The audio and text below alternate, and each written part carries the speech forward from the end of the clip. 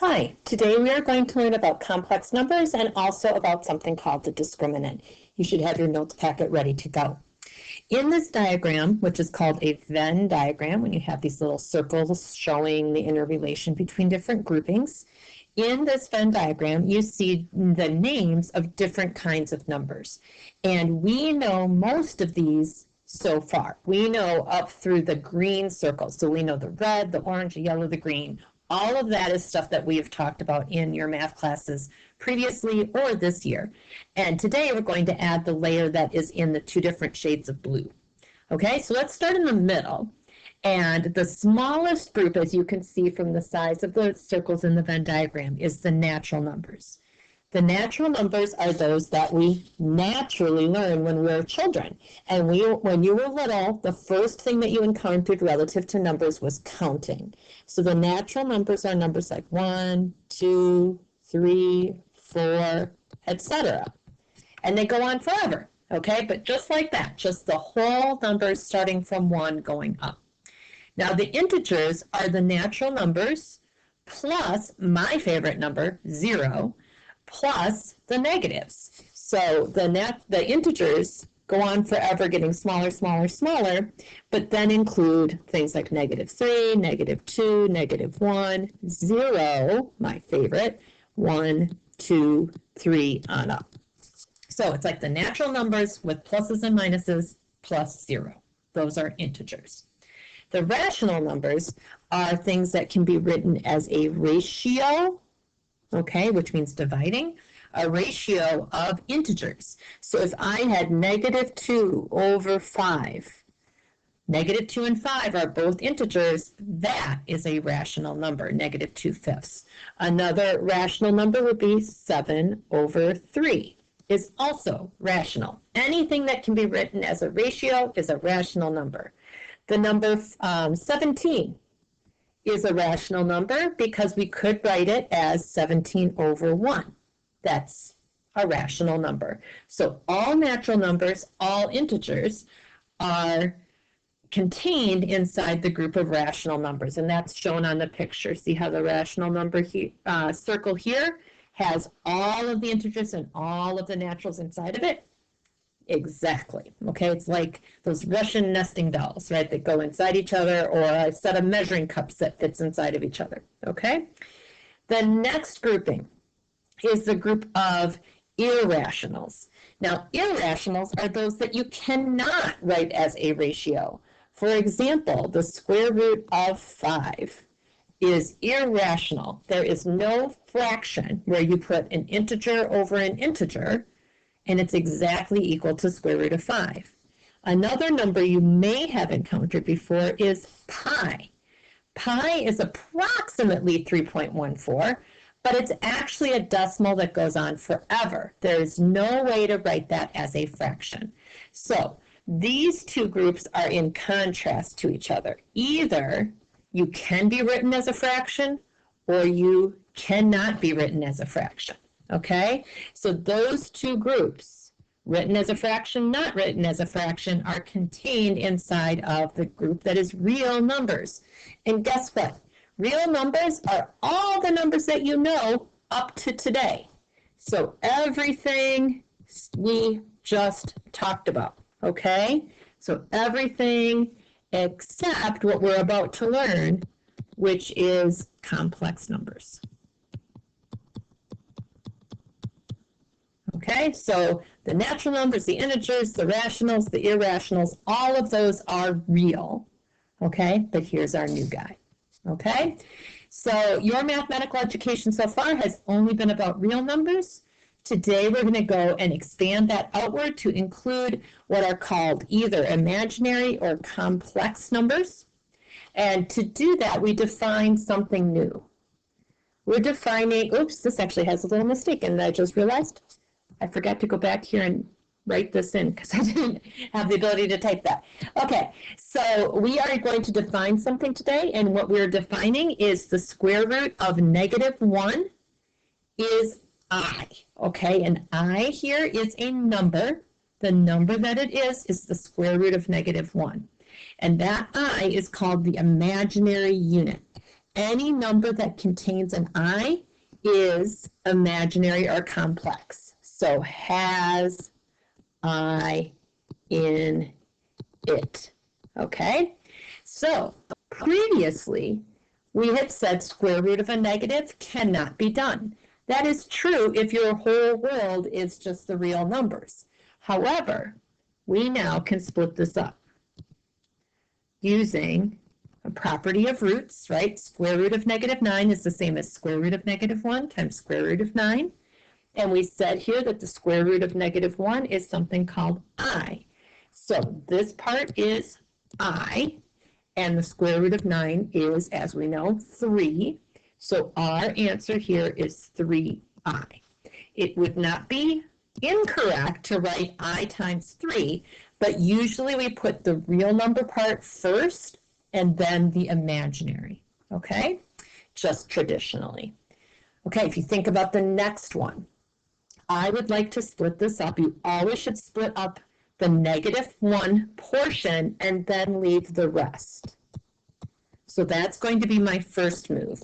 And then the square root of 18 is not something that is a perfect square, but I know that 9 is a perfect square, and 9 times 2 is 18.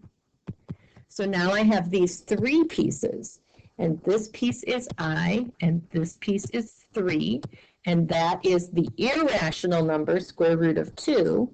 So we can just write this as 3I root 2. Okay, for our last one, I'd like you to give this a try and come back and check your answer against this video when you're done with the problem. Okay, so please go ahead and pause and then come back. Okay, welcome back. This is what your work should look like for that question. If you got this wrong, you need to raise your hand if you are in the classroom listening to this and get some help, okay, if you got this wrong, because the next thing I'm going to ask you to do is 3 more questions that are similar. Okay, so again, pause your video, try these 3, come back in a minute, see how you did, okay? But if you got this previous one wrong and you're in the classroom right now, please raise your hand for help, okay?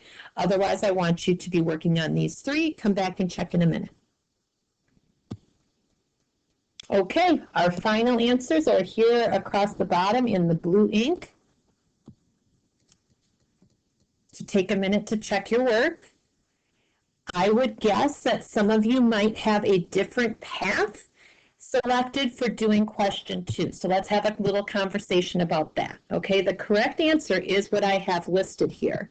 But let's think about what happens if you didn't break up that square root the way that I did initially. Okay, so you had square root of 72.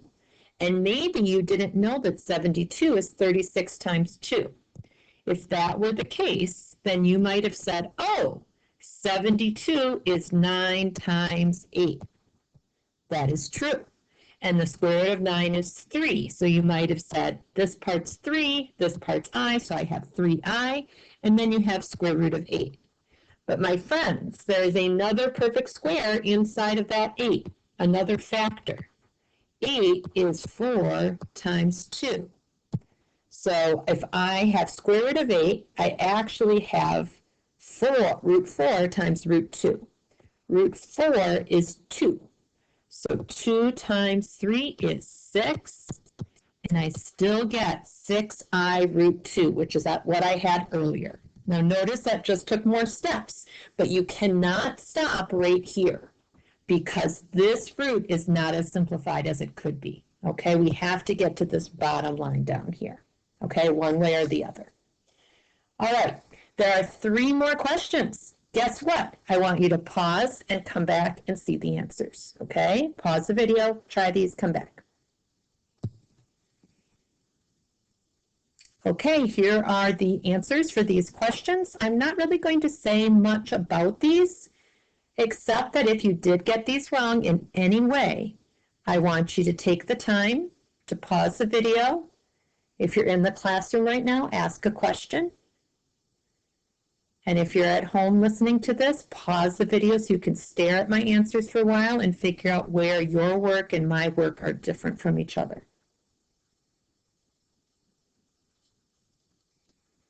All right, So the reason that we care about being able to square root negative numbers is that it allows us to have solutions to more problems. So I have a group here of 6 questions. I'm going to do 2 of them with you. You're going to do the other 4 following up. So for instance, let's look at number 7. The directions up here say solve by isolating the square root, okay? So we're going to, actually it should say solve by isolating the square, okay? So we're going to take number 7 and we're going to move that 4 to the other side, okay? So I've isolated the square and now I'm going to use the strategy of taking a square root. So I square root both sides. When I square root a variable squared, the other side of the equation gets a plus minus. So this side over here, being a variable squared, then a square root on top of that, means that the other side of my equation is going to get a plus and minus. The left side, the square and the square root cancel, and I have square root of 4, which is 2. So my 2 answers for number 7 are positive 2 and negative 2. Let's compare and contrast that with number 10. Okay, pop down to number 10. If I isolate the squared here, I'd have x squared equals negative 4. Again, if I square root both sides, the square root of a variable squared right here is what gives me a plus and minus on the other side of the equation. The left side is just an x. And then the right side is like what we were doing on the other page here, like this kind of stuff. Square root of negative 12 and so on. Here I have square root of negative 4. Square root of negative 4 I can think of as square root of negative 1 times square root of 4. And the square root of negative 1 is what we call I, and square root of 4 is 2. So my answers here are plus and minus 2i. Okay, my answer up above was just positive 2 and negative 2. Here it is positive 2i and negative 2i. So similar, but different. All right, I'd like you to try 8, 9, 11, and 12. Come back when you have those done. All right, check your answers. You can see that some of these problems involve I, some of them do not. And underneath, I have you writing some compare and contrast statements. So the first bit says, write a sentence or 2 where you compare and contrast problems like 8 versus 9. Okay, so take a look here. Or similarly, take a look here. Or take a look here. Okay, I'd like you to write a sentence or 2 down here where you discuss which problems got the I, which ones didn't, and how you could tell, right? Going forward, how can you tell which one is going to have the I and which one wouldn't?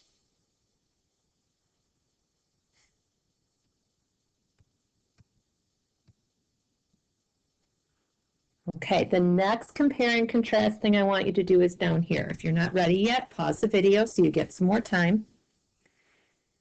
But the next thing I'm asking you to do is compare the problems in orange to the problems in green. So you take a look here, the problems in orange all had real answers. The problems in green all had complex answers. Why was that? Tell us about that.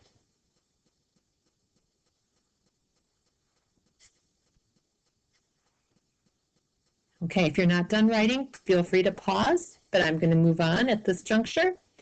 All right, another way you might see your questions being asked is you might be asked to find the zeros. Find the zeros means let f of x be 0. Or it could mean, if you don't have a function like f of x or g of x, it could mean let y equal 0. Okay, that's what that set of directions means. So in our problem, we have it in function notation. We're going to replace this f of x with 0. That's what it means to be finding the zeros. So here's my equation to solve. I've got 0 among 0. Yay! So my next step is going to be to factor. And I can see that these two terms have a common factor of 4. So I'm going to start with factoring out that common factor. Then I'm going to set each factor equal to 0. So one of my factors is 4. I'm going to write 4 equals sign 0, and I'm going to write x squared plus 5 equals sign 0. I'm going to treat this like two little problems to do. Can 4 equal 0? Nope. So there's no solution from that part. Can x squared plus 5 equal 0? Well, let's find out. We'll subtract 5 from both sides. We'll get x squared equals -5. Then we'll square root both sides. We'll have x equals plus or minus. Now let's think of what's going to happen here. I have a square root of a negative number. So I'm going to split out a -1 and a 5, both in square root signs. And square root of -1 is I. So my two complex solutions are plus and minus I root 5. There are not any real solutions. No real numbers make this equation true, but those two complex numbers do. All right, we should be up to page 23. If you have been listening to this video straight through, I invite you to pause and stretch for a minute and then come back refreshed, okay? Get a drink of water, whatever you need to do, okay? And then come back and listen to the rest, okay? All right, welcome back, okay? So our opening question on page 23 is, how many solutions do quadratic equations have? Quadratic equations can have 2 or 1 or no real solutions. Those are the possibilities. The real numbers are all numbers that don't have I.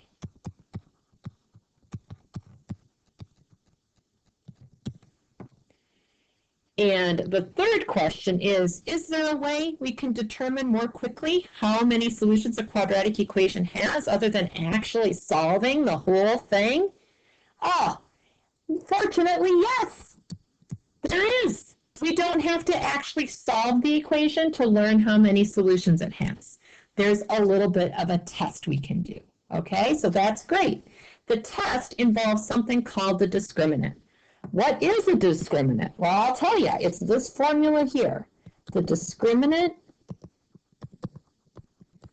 is doing b squared minus 4ac if your given equation looks like this, ax squared plus bx plus c. Now, have we seen that before? Heck to the yeah, we have. This is just standard form, okay? So if you put your parabola in standard form and pick out the a and the b and the c from standard form, then you do this calculation, and that's what's called the discriminant. Now, the way that this test works is you get a number from that, right? You get a number like 40 or -11, something like that, okay? And that value is going to tell you if you have 2 real solutions, 1 real solution, or 0 real solutions. It turns out that if you have 0 real solutions, you do have complex solutions. Those are the ones with I in them, okay? So getting 0 real solutions means your solutions have I, like we saw in this problem, right? Our solutions were solutions that had an I. All right, so let's figure out how this all works, okay? So the 3 cases are this. If b squared minus 4ac, if your discriminant is positive, that means you have 2 real solutions. And if you took your ax squared plus bx plus c equation that's set equal to 0, and instead you made it into something you could graph by writing y equals, then your parabola would be something like this, where there are 2 x-intercepts. If, on the other hand, your discriminant b squared minus 4ac equals 0, the neutral answer, then you have 1 real solution. And what that could look like is something like this. Okay, now I'm drawing parabolas that face up, but this just as easily could be an upside down parabola. But the situation is that the vertex is the point on the x-axis, and that's the only point. Okay, so our related parabola equation would make a picture like that. And because there's only one x-intercept, there's only one solution. Okay, any guesses about this? If b squared minus 4ac is negative, well, the third case I mentioned was having no real solutions, which means you do have complex solutions.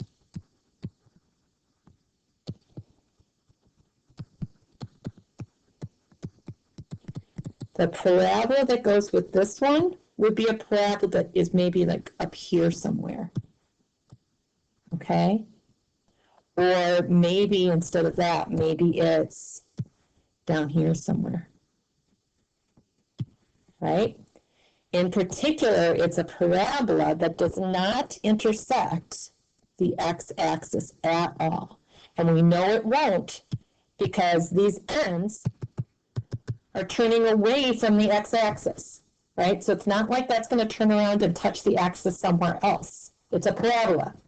That's not going to happen. It doesn't turn around. It just has that one arc, okay? So those are the three outcomes that can happen, all right? I would like you to work these closing questions. Try not to look back in your notes, but if you have to, you have to. And then if you're doing this in class, the teacher in the room is going to come around and see how you did on these three, show the teacher what you did.